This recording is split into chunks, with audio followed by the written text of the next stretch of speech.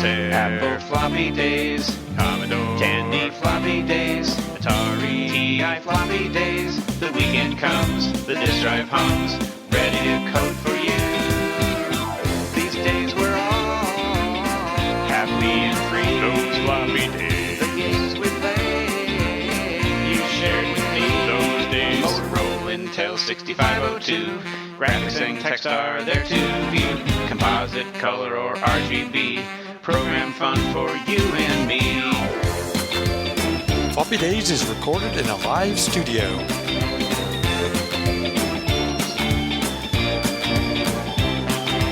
Inside PC Floppy Days, SD Amiga Floppy Days, Junior Sinclair Floppy Days, Classic Days, Microwaves, geeking all week with you. These days we're all happy and free. Those floppy days, the games we play, you shared with me. Those days, these floppy days are yours and mine. These floppy days are yours and mine. Floppy days. The TRS-80 Model 3. Introducing the Apple IIc. Atari 1040 ST. Commodore 64. PC Junior, new from IBM. Discover Atari. At his Radio Shack Color Computer 3, Introducing the Timex Sinclair 1000. For computer, this is the one. Texas Instruments home computer. a wonder computer of the 1980s, the Commodore VIC-20. Hello and welcome to episode 128 of the Floppy Days Podcast for July 2023 with your host, Randy Kindig. If you're a regular listener, you know that we're in the middle of a series of episodes where we talk with Paul Terrell. Paul has been credited with essentially jump-starting the personal computer industry in many ways, not the least of which was buying the original Apple I computer from the just getting started Steve Jobs and Steve Wozniak and selling it in his equally famous computer store, the Byte Shop. This was one of the first personal computer stores in existence. Paul was also a member of the legendary Homebrew Computer Club and attended the West Coast Computer Faire. He was later involved in the development of both the Exidy Sorcerer and BYT-8 computers, and he later went on to start ComputerMania, which was a chain of computer stores created with the purpose of renting computers and software. This guy has had an amazing career, and I am truly honored to be able to bring you a series of interviews with Paul for the podcast. Paul and I will be covering his entire career from his early beginnings through the Byte Shop years and his time with the nascent Apple computer and beyond. The first segment, which was last month's episode, was a sort of overview before Paul's time being involved with Exidy and the Exidy Sorcerer computer. This segment is part 1 of 2, focusing directly on Exidy and the Sorcerer. You'll hear how the Sorcerer came about, hear Paul's insight into why certain design decisions were made, and what mistakes were made. The Sorcerer was truly an early important machine and had impressive features for the time frame that it came out. If you want to hear additional information about the Sorcerer and about Exidy, there are 2 other Floppy Days podcasts you'll want to listen to. First up, episode 17, where the Sorcerer is covered in detail, and then episode 114, which features an interview with Hal Ivey.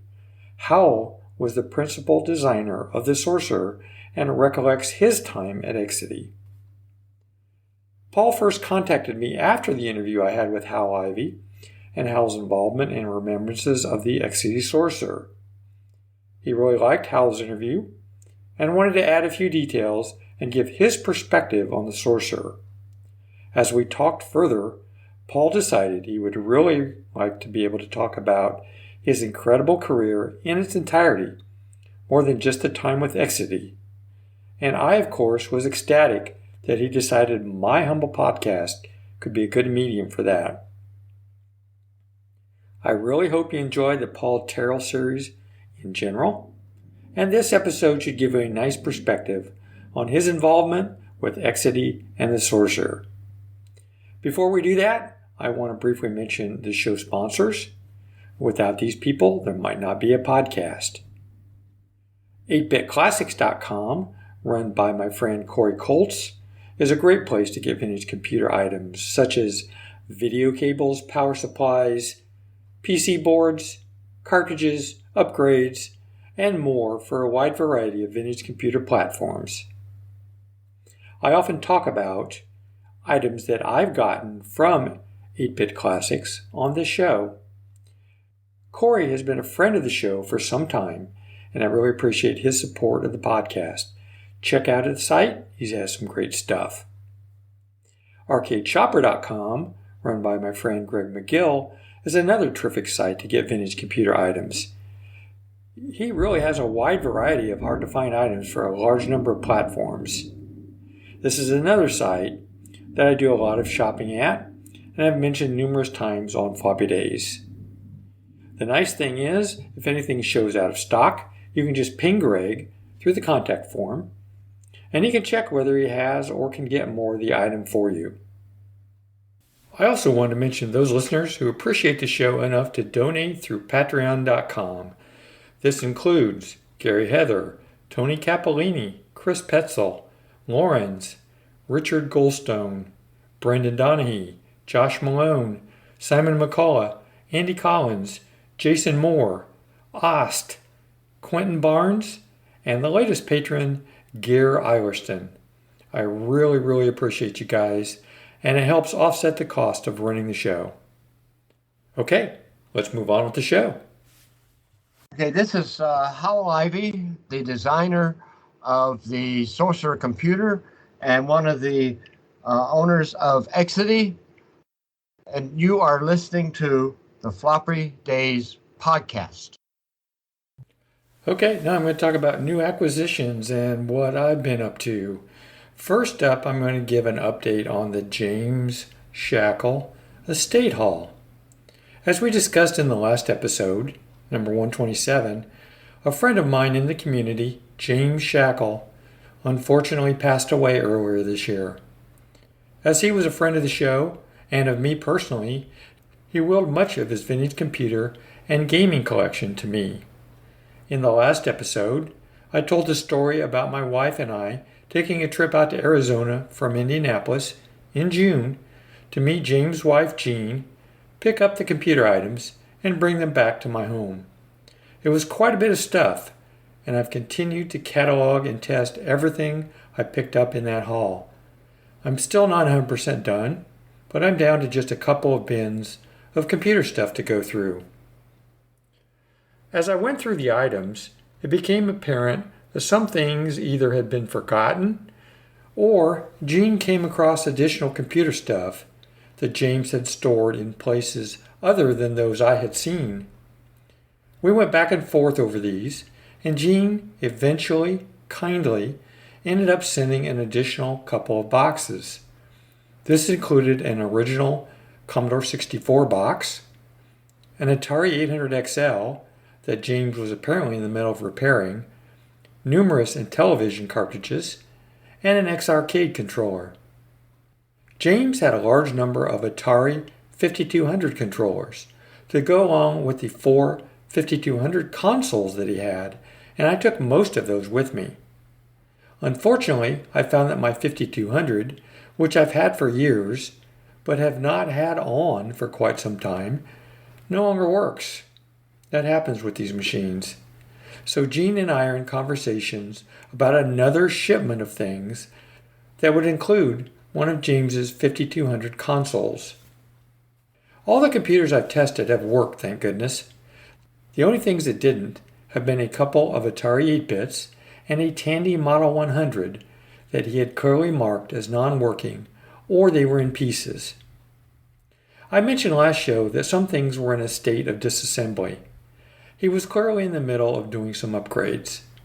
Most notable was a very nice Tandy Model 4D that it appears he was in the model of adding a Fred. It's going to take a lot of work to finish that installation, find all the correct screws for the machine, and put it back together.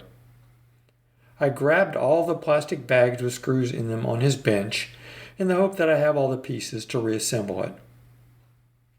There's definitely some work to do here, but I'd like to continue James's legacy and finish the Tandy 4D for him.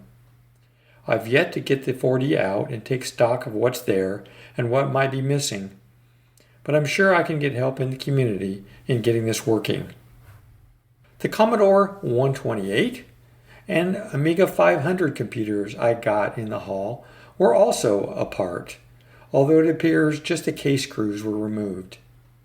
Since the last show, I was actually able to get those machines back together, and thankfully, both work.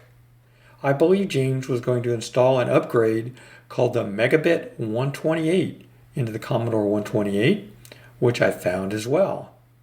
I researched that upgrade, and it appears to provide some additional ROM-based software in the 128 and 128D in an empty ROM slot.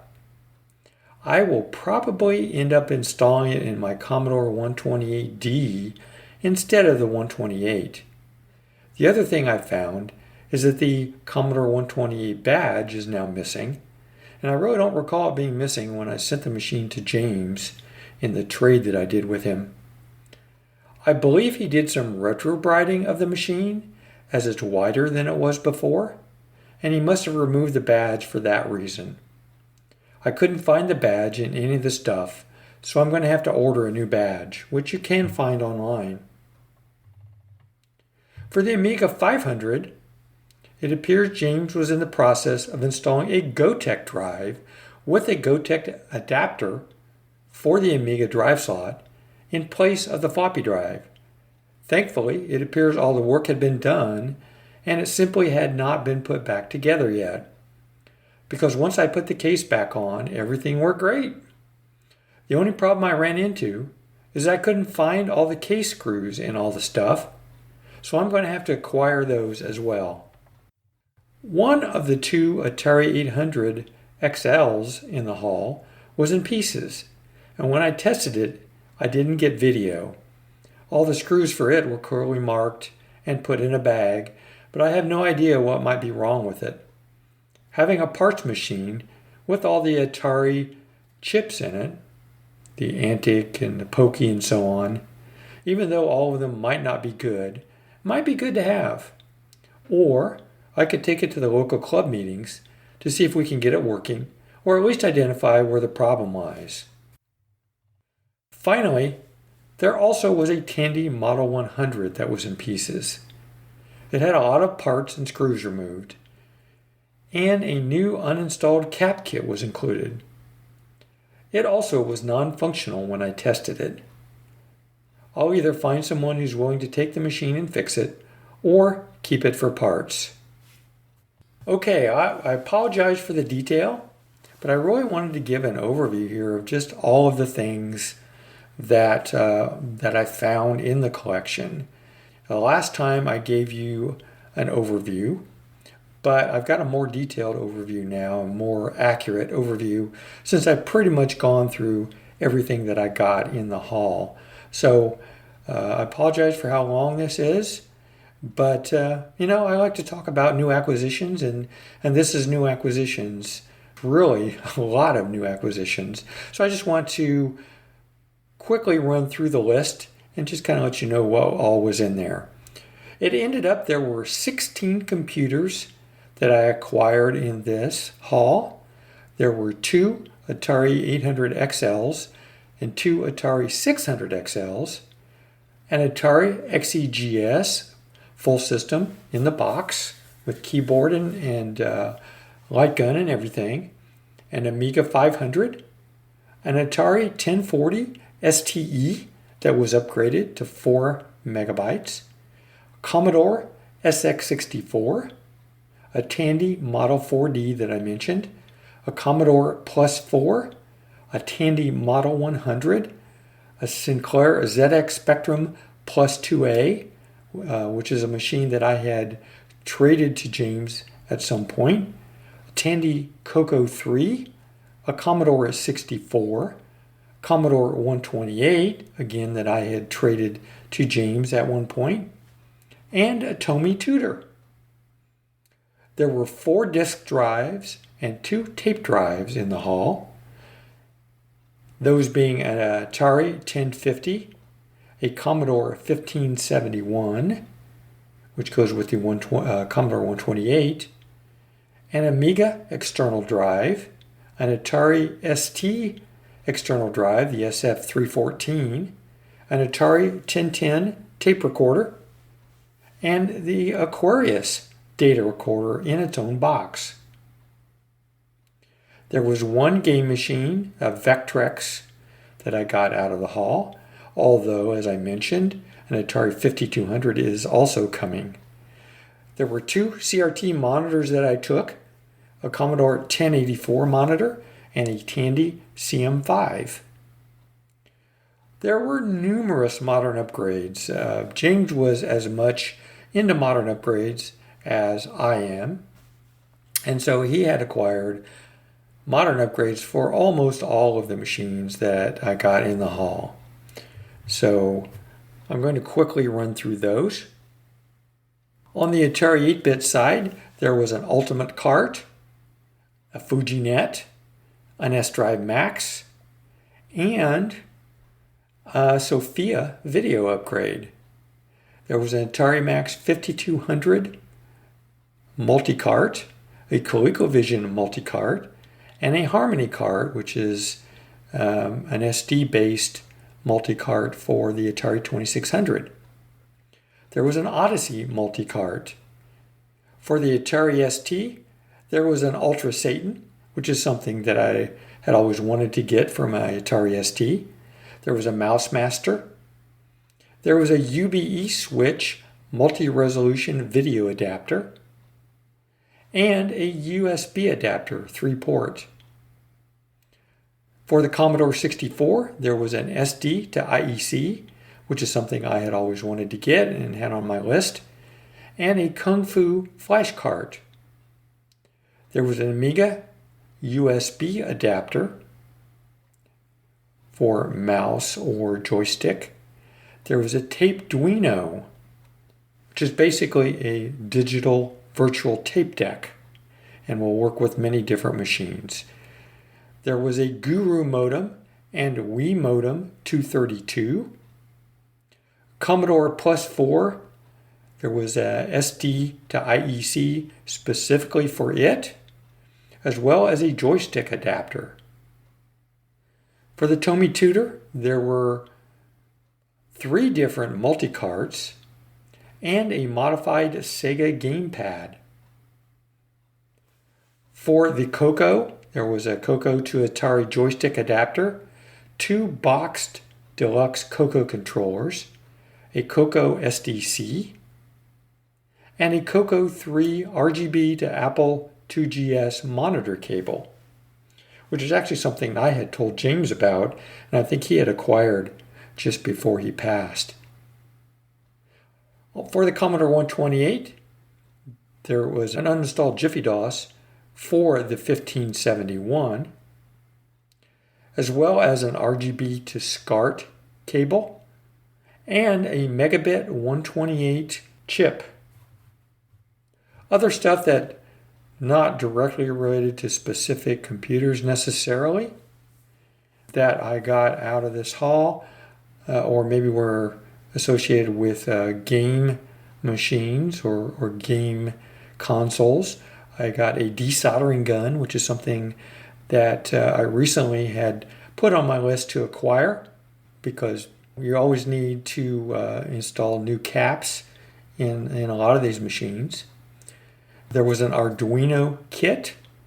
There were numerous Atari 5200 carts, Atari 5200 controllers, numerous Vectrex carts, an Apple II 64K 80 column card that actually was left for me by Brian Weiser, who got all of the Apple stuff. So thanks again, Brian, for doing that.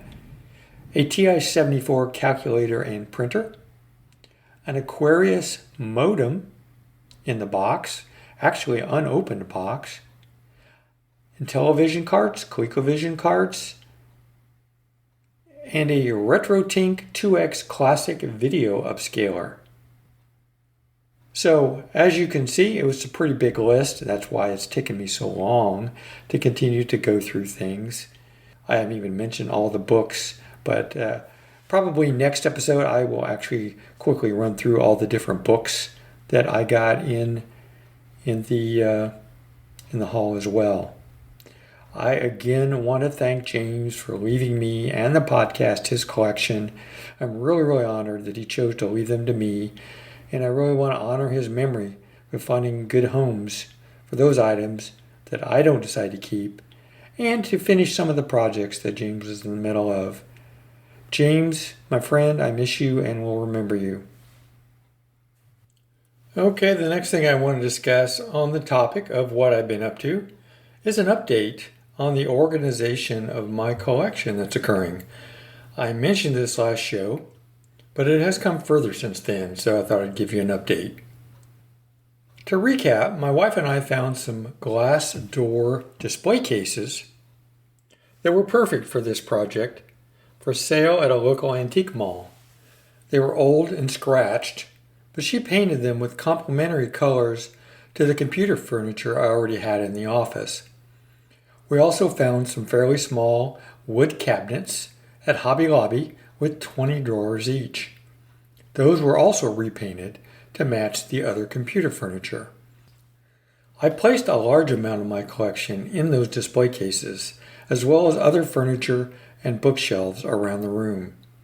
The really nice thing about this large room, which was built by the previous owners to be a media room with a TV projector, is that one end is almost entirely occupied by built-in bookcases.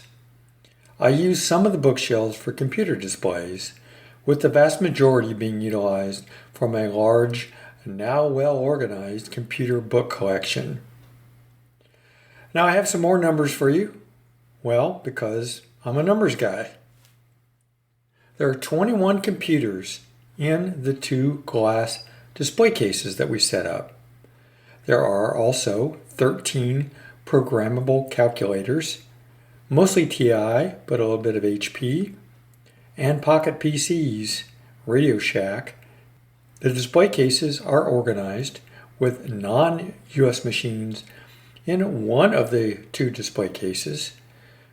That's where the Sinclair, the Timex Sinclair, BBC, Orc, Atmos, Amstrad, MSX, Tomy Tudor are displayed.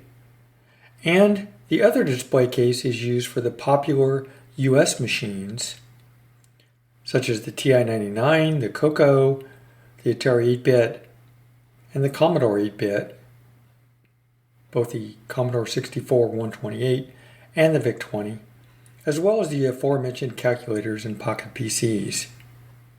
There are some bookshelves displaying the Apple line, the 2E, the GS, the 2C, and the Mac SE. There's a separate cart that's displaying the larger or less popular home computers, such as the PC Junior, the Coleco Atom, the HP 85, and the Commodore 128D. I have a Tandy Model 1 desk that is displaying the Model 1, the Model 102, and while not actually on the desk, underneath is a Model 4P. On my computer desk, which is quite long, are displayed the progression of the Atari 800, which then spawned the Atari ST line, where I have my Atari Mega STE, and also spawned the Amiga 1000. There are a total of 35 computers and 13 calculators or Pocket PCs on display around the room. I mentioned the couple of cabinets that we picked up with 20 drawers each. The idea there is that things that go with using a particular machine are in a labeled drawer for that machine. That way I can display just the machine and not deal with the clutter in trying to display the machine with all its accoutrements. We did get handle pulls with a cutout for labels for the drawers, and I've created labels for the most commonly used machines. So, whenever I want to use a machine, I can simply pull the machine out of its display, grab the drawer associated with that machine that contains its power supply, if it has an external power supply, any special video cables, any modern upgrades, etc., and it's ready to set up and use. I'm really happy to have things more organized, and I truly believe it's not only a great conversation piece for guests, but it also looks great, helps my wife out should something happen to me, helps with insurance on this stuff, prevents me from buying duplicate items, and will increase my enjoyment and use of all these machines. It's so much simpler to pull out a machine and use it now. Now, you would think that should pretty much cover my total collection, but unfortunately it does not. I have a closet and bedroom upstairs dedicated to the remaining items I don't have space to display. I will be evaluating those items, and those are the ones most likely to get rehomed at some point. I'll keep you guys updated on the podcast and post pictures as things progress on this. I actually have taken numerous photos of the setup recently that I'll get posted and communicate on social media. Now, in the meantime, I have been acquiring other things as well, although I will say that has slowed down a bit since I had first the barn find and then this computer haul from James. So I've kind of slowed down on acquiring other items. But I have quite a few items in the backlog that I want to talk about at some point. I feel like I've talked enough about the new acquisition front for this month, so I'll save those for later episodes. So that's it for what I've been up to and new acquisitions for this month. Hello, I'm Paul Hegstrom of the Retro Computing Roundtable and Drop 3 Inches podcasts, general retro computing enthusiast, and you are listening to the Floppy Days Podcast. Okay, next, of course, I want to cover upcoming computer shows. We're middle of the year here, still a lot of shows left. And in fact, some of the key shows are yet to occur this year. The ones I'll be attending are actually going to be later this year. So let's kick it off. In August 4th and 5th, Vintage Computer Festival West at the Computer History Museum in Mountain View, California. Also that same weekend, August 5th, will be an Atari Buy, Sell, Swap Trade event. And this will occur 15 miles southeast of Charlotte, North Carolina. Also in August 12th, will be Zap Live 2023 at the Holiday Inn, Kenilworth, CV8, 1ED in the United Kingdom. Silly Venture Summer Edition will be August 17th through the 20th in Gdansk, Poland. August 30th will be Fujiyama 2023 in Langenfeld, Germany.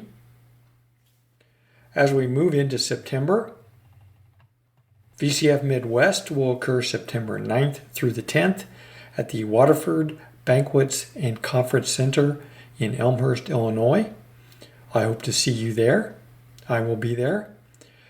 Also, we'll be at this next one, Tandy Assembly, September 29th through October 1st at the Courtyard by Marriott in Springfield, Ohio. October 6th through the 7th will be Amiga 38 Germany at Das Rot Krokodil. I'm not going to try to pronounce the rest of this. The Interim Computer Festival will be October 7th through the 8th in Seattle, Washington. AMI West, an Amiga show, October 14th through the 15th in Sacramento, California. The Portland Retro Gaming Expo that same weekend, the 13th of October through the 15th at the Oregon Convention Center in Portland, Oregon. And also that same weekend will be the Chicago TI International World Fair, October 14th, at the Evanston Public Library in Evanston, Illinois. And finally, in early December, December 2nd through the 3rd, will be the World of Commodore at the Admiral Inn, Mississauga, Ontario. And that's it for remaining shows that I'm aware of in 2023. Okay, it's now time for the interview with Paul Terrell. Again, Paul will be focusing on his time at Exidy and working with the Exidy Sorcerer. And this is the first of 2 parts. So next month, stay tuned for part 2 of the Exidy interview with Paul Terrell. Today, we wanted to talk about the time that you spent at Exidy, and particularly with the Exidy Sorcerer. And, earlier I had Hal Ivey on an episode where we talked about that time, and I think you've got some things that you wanted to add to that and clarify a few things. The most important thing about Exidy Sorcerer was that we were introducing that computer to the marketplace at a time where there were 3 competitors that were in the marketplace. It was the Commodore PET computer, the Tandy TRS-80 computer, and what I wanted to do with the Exidy Sorcerer, it was I explained the background of the computer store. Well, I was doing Byte Shop for a year, and I actually grew the chain of stores to 58 stores. I was opening 8 stores a month across the country when I ended up selling the company and moving on to Exidy. And after I sold the Byte Shops, my vision of what a computer was based upon those 12 months of being in that store, talking to the public and seeing all of the products that were being available and sold to people. And so I had a really good idea of what the ideal personal computer would be. So can we step back a second too? So at Exidy with Hal Ivey, how did that come about? Did you know Hal from where did you know him from, and how did that come about? The connection with Exidy was one that goes back to Repco. Okay, when Boyd and I had our electronics rep company, I was selling power supplies to Exidy for their coin-operated video games, and Exidy was actually co-founded by Pete Kaufman, was the founder of Exidy, and actually Hal was not part of the original founding group. Hal came in later. Pete had another person who co-founded Exidy with him, and all of these guys worked for a company called Ramtech, and Ramtech was the first video display company that I was selling products, once again, electronic power supplies and things to Ramco. So I got to know these people from the company that they were with, and then left, and then and at Ramtech they were doing color displays, but they were doing them for the medical industry. You know, that the medical companies like Varian and Hewlett Packard were creating products that were computerized, that were doing things like today's MRI machines and PET scans and CAT scans, and all of that kind of equipment was being developed here in Silicon Valley by companies that were in the medical industry. And so consequently, the computers were the programs that were developed on those machines were requiring color monitors and high resolution and so forth. And Ramtech was tending to go off in that direction. And so Pete and Hal and some of the engineers, the other area that they got involved with was video games and coin-operated video games. And so when Ramtech was making some of those products, the focus of the company really became more on the higher end displays where there was a higher price and more profit and so forth. And then there was this low end coin operated video game console business that they were dabbling in. And that's when Pete decided that he needed to leave Ramtech and they needed to go off and form Exidy. And so that's how Exidy, the coin-op company, and that actually was from 1974 to 1978. That's all they did at Exidy. I came in 1978 with the concept of the Sorcerer and So did they approach you about doing a personal computer, or is that something that you approached them about and then came in and joined Exidy?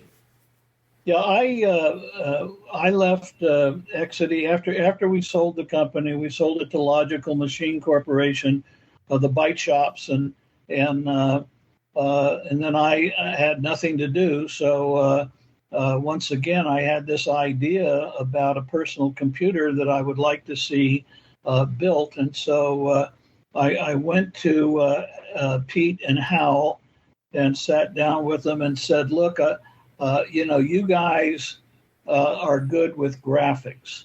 And I said, there's no graphics really in the personal computer marketplace at this time. Most of these PCs are attached to a teletype, and so they have a keyboard and a printer input-output. They have paper tape reader and punch input and output. But there's really nothing going on in the graphics display area. And so I'm interested in getting involved with you guys in developing a personal computer. And one of the other concepts or ideas that I had at the time was there was a real misconception. There was a mystique about computers that the public had, and I saw an opportunity here to try and focus on the magic of computers, and hence the name Sorcerer Computer.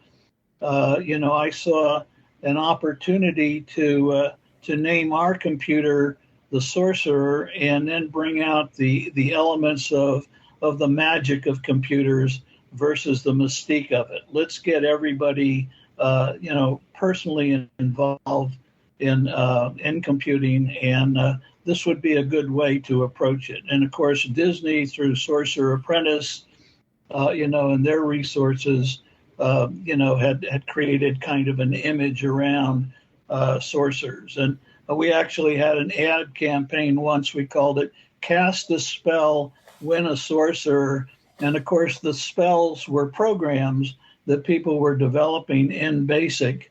And so consequently, we had thousands of basic programs that were being sent to us from people that were programming on all of the different personal computers out there in BASIC. And so we developed quite a library of software, which is very important when you're in the manufacturing of the hardware, to have lots of different software that your hardware can be used on.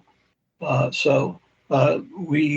sat down with Hal, and I basically took the features of the TRS-80, the Commodore PET, and then the Apple II. That was the third one, by the way. Apple was the third company that we were right. Targeting with the design of the Sorcerer. And so Hal put together a design team. He was the lead person in it. He hired an individual by the name of John Borders because Hal's expertise was not necessarily in the personal computer area of the microprocessor chips. His expertise was in graphics and the microprocessors themselves. And basically what they were doing was dedicated software to do the game function that they were trying to sell in the arcade business. So he needed another person that was associated more out of the hobby industry to do the software that was required, to make this personal computer, to make it operate with the S100 bus and these other things that became standards in the industry. CPM operating system was one of the specialty areas that came about as floppy disks came into the marketplace. But all of these original personal computers were really focused on input and output from cassette tapes. And so the storage device that was on these were Philips cassette recorders, and the floppy disk, the 5 1/4-inch floppy disk had not been invented yet. From Shugart was actually the company that introduced the first 5 1/4-inch floppy disk to the personal computer market. There were floppy disks in the marketplace, but they were 8-inch floppies, and they were aimed at that mini computer and mainframe computer markets, and consequently they were tens of thousands of dollars in cost. And so it wasn't a product that was focused toward the hobby industry. And interesting story, I met Don Macero, was the person that was in charge for Shugart to bring the 5 1/4-inch floppy to market. And so Don and I actually sat down and discussed how he could introduce his new 5 1/4-inch disc to the hobby market without eroding his marketplace with the professional computer business. All of the companies that were buying his 8-inch floppy disks, he didn't want the 5 1/4-inch to be in their inventory. And so he got together with me at Byte Shop, and he sold his whole initial production exclusively to me to be sold out into the hobby marketplace. Eventually, that changed to, as he ramped up his production of these 5 1/4-inch discs. And then, of course, competitors took aim at him too and started to come out with similar products. And so eventually everything became available at that point. So the design team at Exidy, there was another key individual that was involved, and his name was Michael Cooperhart. Michael was an industrial designer. Michael was the guy that put together the packages for the coin-op business. He's the one that developed controllers. He developed the graphics of the cabinetry and so forth. And so Michael was given the task to design the case for the power supply and the keyboard and the mainframe board, or the main circuit board of the Sorcerer. And so the design and look of the Sorcerer, we put it into a keyboard case that could then be attached to a video display, be attached to a teletype if you were input and output through the teletype and punch paper tape. And the other key ingredient to the design of the Sorcerer was that we were going to make this keyboard case plug into an S100 bus expansion chassis. And that became very important. That was something that our competitors didn't do.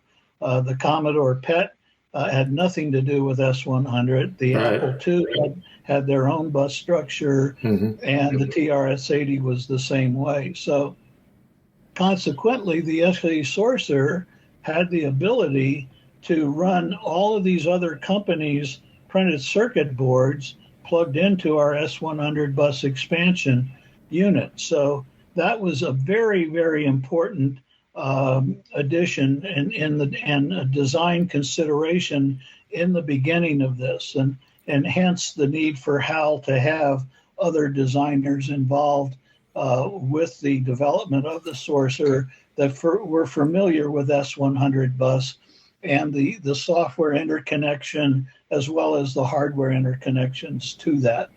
Yeah. I mean, I knew they made an expansion for S100 cards. I've never seen one in person, but I knew that one was made. Yeah, and once again, one of the early manufacturers before they actually got into making their own computer was Krememco with their Dazzler card. That color display board was a very exciting product back in the early days. And the guys at Krememco were actually from the engineering department. Roger Mellon and Harry Garland were the founders, and they were also professors at Stanford and teaching electronics to the engineers over there. And so consequently, a lot of their students that were involved, graduate students, ended up going to work for Krememco and designing other products that would plug in to the S100 and bus. And then they eventually made what they called their Z80 Krememco computer. And that computer was focused at the people that were very serious about computing, and they wanted a computer that would be able to survive in very harsh environments. A good example was California at the time was doing ramp controllers for their highway, and they were also controlling the flow of the aqueduct system that they had built up and down the state. And so Krememco computers were being purchased for the state government for those kinds of applications. The other reason that I'm very familiar with the Krememco products is that my partner, Boyd Wilson, and I became reps for Krememco prior to starting the Byte Shop. And of course, after I started the Byte Shop, that was my full focus, was developing that into a chain of stores like Radio Shacks were in the electronics business. And Boyd continued with our rep company and in repping the different companies that we were involved with at the time. So the Exidy Sorcerer actually was one that we introduced that at the Long Beach Computer Show in April of 1978. Was the first showing of the Exidy Sorcerer.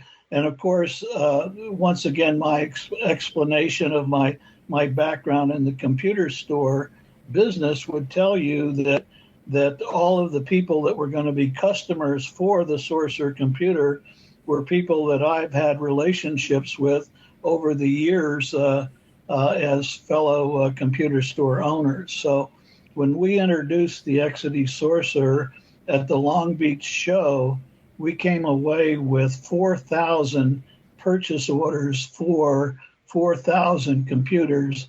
And of course, Pete and Hal had never seen any kind of demand like that in their video game business. When they took their arcade games out, the way an arcade game was introduced into the marketplace was you took your prototype units and you put them into an arcade like a time zone, and then at the end of the week you went down and counted the quarters in the cash box, and that determined what the demand was from the public. And so you would base your production based on how many quarters were there. And of course, a typical run for a coin-operated video game, I think Hal had mentioned, was about 400 to 500 units. And here I had come back with purchase orders for 4,000 units. So quite a difference. Yeah. They very quickly, rearranged their assembly line to get all of their production people focused on getting the first Sorcerers out. And it did take us until November, of that year. At the show was in April, and we were introducing it. And it wasn't until November that we were actually shipping production units. So there was a lot of work going from prototype stage into mass producing, wave soldering printed circuit boards and vacuum forming cases for them to be put into, and so forth. But the other thing that was important in the design of the Sorcerer was that we were including, now we had the S100 bus connection that we talked about, but we also included in the computer, in that keyboard case, the ability for people to plug a serial device into. So we had a serial interface in there for communications. That's how you hooked up to the phone line, was through a serial port. And then for printers, you would have a parallel port. Well, on these other computers, they had to buy those add-ons, but ours were included in our base price of $895 when we introduced the Sorcerer. You got a serial interface, you got a parallel interface, you had 16K of memory on the board, expandable to 32K, and then we actually modified a later version of the Sorcerer to go to 64K with additional memory added onto the board itself. So you didn't have to buy a card to do that. So you talked a little bit before about getting BASIC created. Microsoft, basically you licensed from Microsoft the BASIC for it. Microsoft wasn't that well known at the time, but do you think that was a selling point for the machine, having a Microsoft developed BASIC? Oh yeah, very definitely. You're talking about Microsoft not being very well known at the time, but quite honestly, Microsoft was very well known in the hobby world, right? And so forth. So quite honestly, what happened with Microsoft software, one of the reasons that everybody knew about it was that the hobbyists were actually copying these paper tapes. And so at the Homebrew Computer Club, they had a library there, and so the members could check out 4K BASIC from the library. And one of the rules at Homebrew was that you could keep the paper tape for a day, but when you brought it back, you had to bring 2 copies back to put into the library. And so consequently, you were getting lots of 4K BASICs being produced and passed around at these club meetings, and it wasn't just happening at the Homebrew. It got to the point where Bill Gates actually published a letter to the computer hobbyists that was put into the MIT's Altair computer notes, and I was handing that out to the members at the Homebrew Club, which were probably one of the biggest violators of that. But the whole issue of copy protection and copying software and the value of software, Bill was trying to get these hobbyists to understand that there was significant development costs for Microsoft to be able to make this BASIC and to provide all of the functionality that they were doing, because they followed 4K BASIC with 8K BASIC. And once again, it became the standard in the industry because everybody, even when Apple developed their BASIC for the 6502 processor, Woz was looking at the command structure of the BASIC of Microsoft's because they knew that they were going to be selling against that. And so, and Tandy actually ended up licensing at one point the Microsoft BASIC as well. So they were getting a foothold in there, even though, early on it was Exidy with our license agreement that helped get Microsoft started in that direction. And of course, OEM software over the years became the big cash cow for Microsoft, as the markets developed, and obviously all of that transferred to the IBM era in the 1980s and what was going on there with operating systems and operating software. And Microsoft also developed other COBOL and a Fortran and other languages besides BASIC.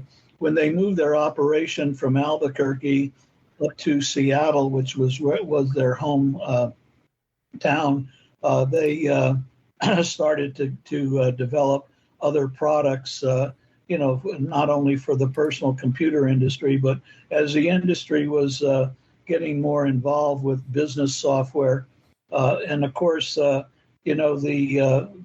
big thing in business software at the time, which really made Apple Computer as successful as they were, was the VisiCalc spreadsheet that VisiCalc Corporation came out and developed on the Apple II and made that available to Apple customers.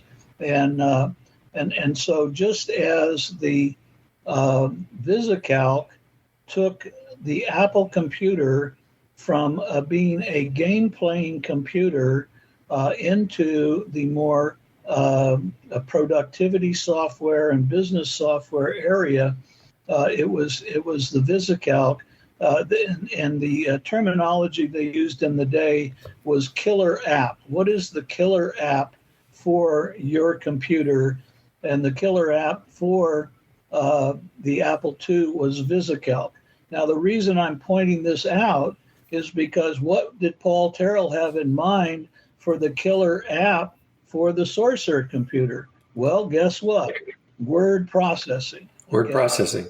And word processing was definitely productivity software, was definitely software that was being used in all kinds of businesses, and companies out there like Wang were doing word processor machines and so forth. There were a number of word processing companies that were putting keyboards and printers together for that marketplace. But what we did is, my whole design concept with the Sorcerer was I wanted people to be able to turn the computer on and have it instantly do something on the screen. It wouldn't bring it up to some kind of a prompt command or a monitor command. It would actually be doing something on the machine. There would be a message there to do something. And so when what we did is we created and I understand it was the first personal computer to have a cartridge in it, where we actually put read-only memory in an 8-track audio cassette cartridge, and we put the circuit board in there, and we put the MITS or Microsoft had to develop their 8K BASIC to actually operate in read-only memory. Because when you think about it, these programs were being loaded into all of these computers into random access memory. So those programs could read and write in any memory space.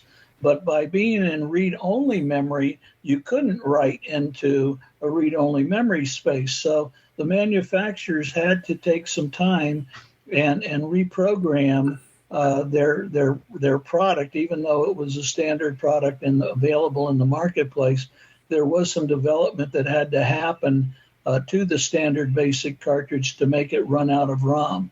And then, of course, other people like Atari came along later and capitalized on that. And that was a great idea, to have ROM packs as part of the home computer. I wondered what your involvement was, or was that your idea? Was that something when you thought about the Sorcerer, that was one of the key things that you thought it should have when it was developed? Oh, absolutely. Absolutely. Yeah. No, that the be able to instantly do something with your computer was so in my mind, because think about all of the early computers I was dealing with, where you had to throw toggle switches on the front panel right. of an Alta or an MSI to get 20 instructions into the memory of the computer just to go out and then load the paper tape on the teletype to bring the BASIC into it. And so that was such a cumbersome operation, and there was so much opportunity to have a problem, with your paper tape or the reader.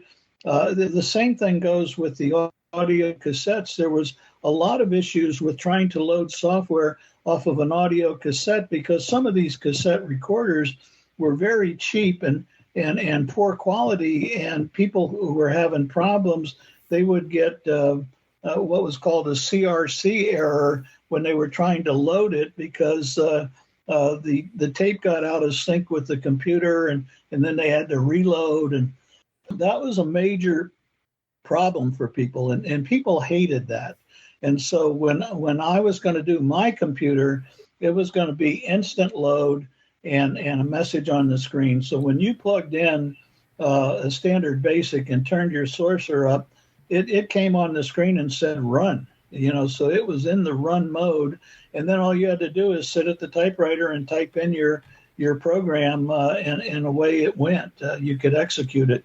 When you had the word processor pack plugged in to that computer, it came up with a blank screen for you to now start typing. Okay, so the screen was sitting there formatted for 64 characters across and 24 characters long lines on the screen.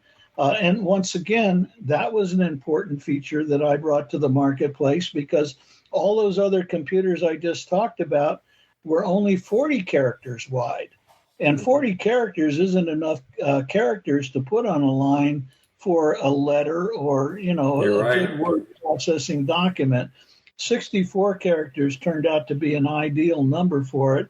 And at the same time, computer displays on the large mainframes and mini computers were 80 characters wide. The problem we had with trying to do 80 characters on the Sorcerer was the fact that people were going to plug these into their televisions. They were going to plug them into low quality video display monitors. And consequently, those monitors didn't have the bandwidth to handle 80 characters across. That would have been a garbled message you would have seen on the screen. And so 64 characters was pretty much the limit, which is once again one of Hal Ivey's designs. And the most important part of this conversation now goes to the fact of the programmable keys that we had available. Not only were we doing 64 characters across, but Hal gave you the opportunity when the software was being loaded into the computer as you turned it on, you could actually load in your own character set. And the reason we did that initially was because Chuck Peddle had created for the Commodore PET a set of character graphics that he had on the keys of the Commodore PET. And so somebody could sit down and write a program that was a graphics program simply by taking those keyboard characters and putting them together to make an image on the screen. So if you were typing a basic program, you could actually put characters into your statement rather than a letter, an upper and a lowercase letter. That's another good point, too, is that the Exidy Sorcerer not only had 64 characters, we had 64 upper and lowercase characters, and none of the other competitors in the marketplace could do lowercase on word processing on their computers. The TRS-80, none of those, the Apple, the Commodore, weren't capable of upper and lowercase. So you do lowercase later on those machines, but initially you couldn't. Right, and it was additional hardware that you had to purchase. You had to purchase those 80-character cards to plug into your Apple or your computer. And so consequently, we had these capabilities built into it. And of course, the other thing that was important is with those characters, you could user define what your characters would be. And so as we moved into the foreign marketplace, we were able to take the IBM Selectric keyboard character set that were people in Mexico were familiar with their keyboards. People in Europe were familiar with their keyboards, and people and with an Exidy Sorcerer, you could actually put those foreign language characters on your keyboard, and it would operate just like your typewriters over there. So this was all thinking that we developed, and quite honestly, Hal Ivey got some great accolades. I actually talked to Chuck Peddle once about knocking off his character set on the PET. And he said, Paul, that comes nowhere close to the genius of Hal Ivey by auto-loading that character set, making it totally programmable, and then the capability that the Sorcerer had over the Commodore products. So that was quite an accolade. I don't know whether I ever told Hal that, but I know you guys discussed in your podcast with him about the most innovative award that achieved at the Consumer Electronics Show, and he wasn't even aware of that award being offered, but it was something that I was involved with, and obviously I was the point guy at all of those shows. I was running the division, the computer division of Exidy, so I was the one arranging for the advertising for the shows we went to and so forth, and so that became a surprise to Hal when we came back with the most innovative award for his hardware design. Yeah. So you mentioned that word processing was the killer app that you saw for the Sorcerer. How well did that work out? I know word processing was one of the first applications that you came out with the product. Did it really take off in that regard? Yeah, it did. Because the other thing, when we were doing these cartridge packs, we weren't actually having to develop it ourselves in-house. So for the word processor pack, we went to John Bentz, who had a company over in Davis, California, called the Spellbinder, and it was the Spellbinder word processor that I had zeroed in on as having more capability than the word processors that were being put on the S100 bus machines, like Electric Pencil and WordStar and these kind of programs. John Bentz, his company with Spellbinder was totally focused on word processing. I think he was one of the first companies to come out with a dictionary for word processing and so forth. I had a 20,000 word dictionary, which was spell checking and these things. And so I had John's whole company focused on, the best things that they could put into word processing. And then we were going to be the push for him to get into the marketplace with the Exidy Sorcerer. And so we were laying a customer base for him with every word processor pack. And of course, he got his royalties and things from that. But it also developed a very, very capable word processor for when Exidy moved into the floppy disk and the hard disk marketplace. And we were able to do that very quickly through the S100 bus, because there were companies like Northstar had created a floppy disk interface that you could plug into an S100 expansion unit, and you'd have floppy disk on your computer. So you could get away with that cumbersome paper tape and audio cassette and the reliability of those things. You could get into business quality attachments to your computer system. And that was actually the point where at Exidy, when we started to get into those kinds of products, the floppy disk, the hard disk, that's where we actually separated the computer division from the coin-operated video game business. We actually created Exidy Data Systems, and initially they were in the same building there in Sunnyvale on Java, but eventually Exidy Data Systems, I became the president of that, and we got our own building in another location in Sunnyvale. And the Data Systems group was separated from the Exidy Inc., the coin-operated video game company.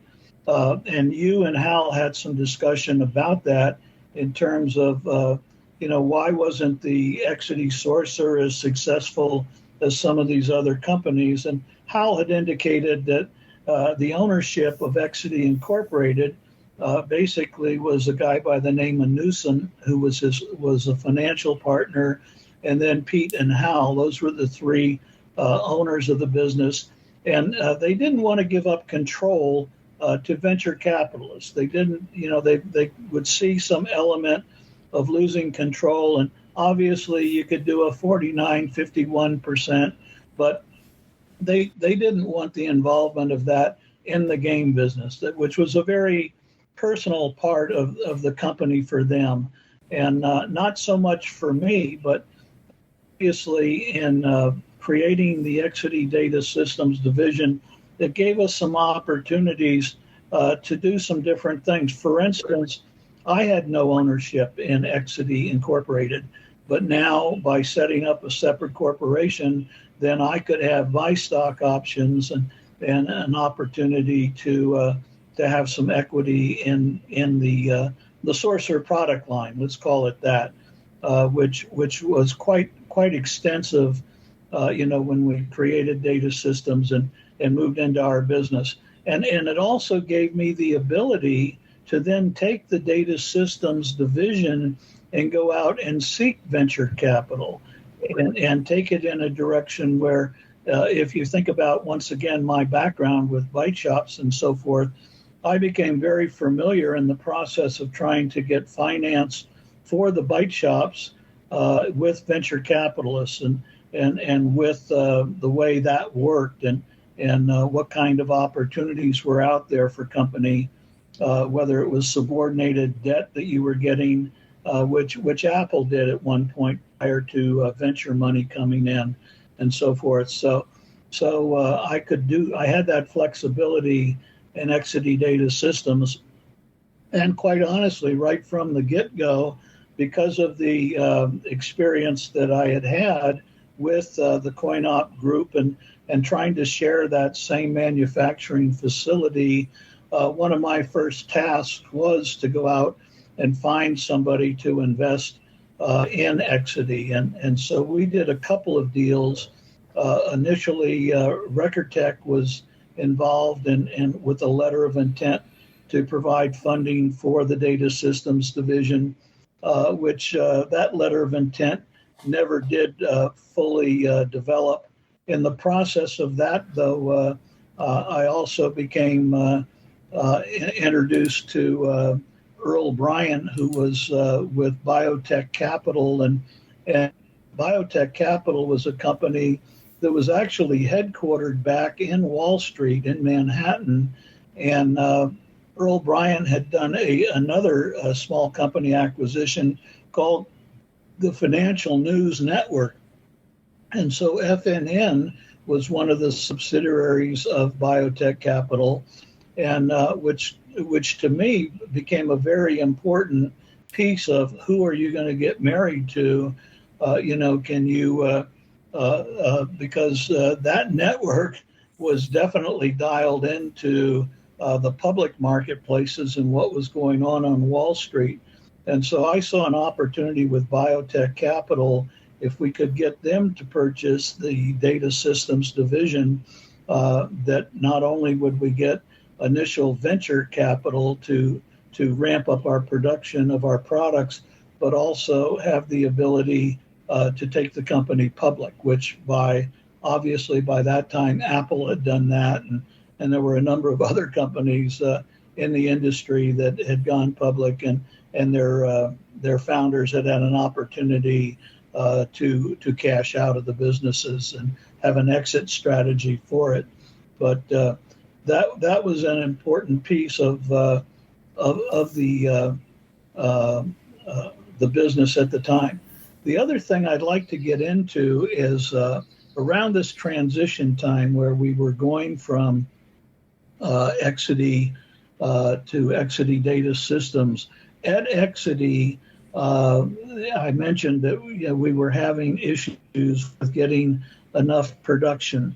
And once again, the 4,000 purchase orders that I brought back to Pete and Hal were coming from businesses that, in Pete and Hal's vision were startup businesses. These were computer stores that really didn't have a good financial record at the time. This was kind of, and if you were selling your products net 30-day terms to somebody, you wanted to make sure that when you delivered the product to them, you were going to get paid. And so Exidy was very concerned about that because obviously it would affect their cash flow.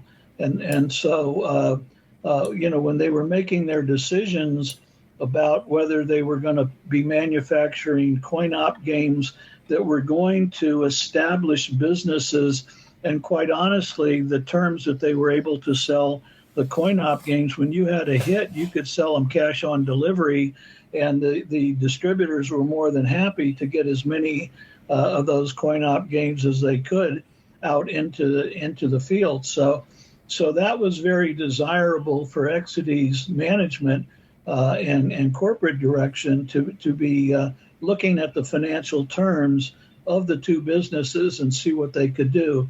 And when I recognized that, I also recognized that, hey, what I need to do is focus the computer group into the area of international sales, as well as the established base that we have here in the U.S. through the computer stores, because if I were to take the product into the international marketplace, there were a number of advantages there.